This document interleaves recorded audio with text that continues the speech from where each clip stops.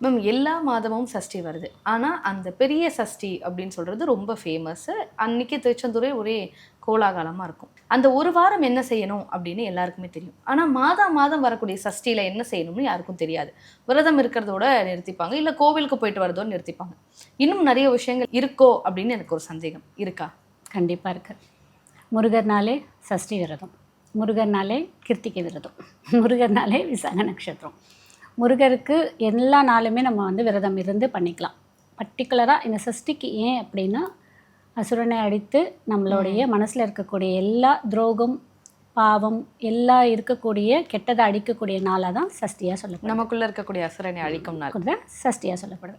இப்போ வந்து சஷ்டிக்கு எவ்வளோ ஒரு முக்கியத்துவம் அப்படின்னும்போது, நம்மளுடைய வாழ்நாள் கர்மாக்களை அழிக்கக்கூடியதும் சஷ்டிக்கு வந்து முக்கியத்துவம் ஜாஸ்தி இருக்குது. ஓ!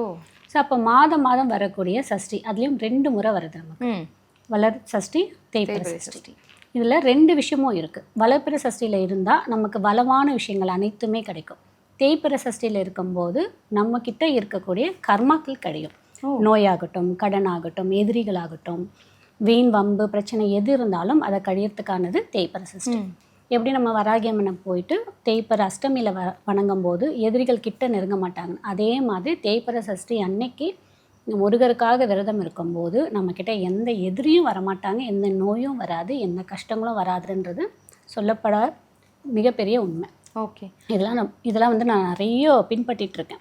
மாதத்தில் வரக்கூடிய 2 சஷ்டியுமே நான் விரதம் இருப்பேன். Okay ma'am. இந்த சஷ்டியில் என்ன விஷயங்கள் எல்லாம் செய்யலாம், என்ன விஷயங்கள் எல்லாம் செய்யக்கூடாது, ஏதாவது ரூல்ஸ் அண்ட் ரெகுலேஷன்ஸ் இருக்கா? சாமியை பொறுத்த வரைக்கும் ரூல்ஸ் அப்படின்றது கிடையாது. நம்மளுடைய மனசுக்கு ஒரு கட்டுப்பாடு. ஆமாம், நம்ம என்ன பண்ணணுமோ அதை பண்ணலாம். அவங்கவுங்க முன்னோர்கள் அவங்களுடைய ஃபேமிலியாக ஒன்று ஒன்று பின்பற்றிட்டு வருவாங்க. அதை ஃபாலோ பண்ணுறவங்க பண்ணுங்கள். அப்படி இல்லை நீங்கள் புதுசாக எடுத்துக்கிறீங்க அப்படின்னா சில விஷயத்த மட்டும் ஃபாலோ பண்ணிக்கணும். அதெல்லாம் என்ன மேம்? அன்னைக்கு காலையில் நம்ம எப்பயுமே விரதம் இருக்கிற போது எண்ணெய் தேய்ச்சி குளிக்கக்கூடாது. ஓ! முன்னாலே எண்ணெய் வச்சுக்கோங்க. அன்னைக்கு எண்ணெய் தேய்ச்சி குளிக்கக்கூடாது. தலைக்கு குளிச்சுக்கலாம், பட் எண்ணெய் வச்சு குளிக்கக்கூடாது.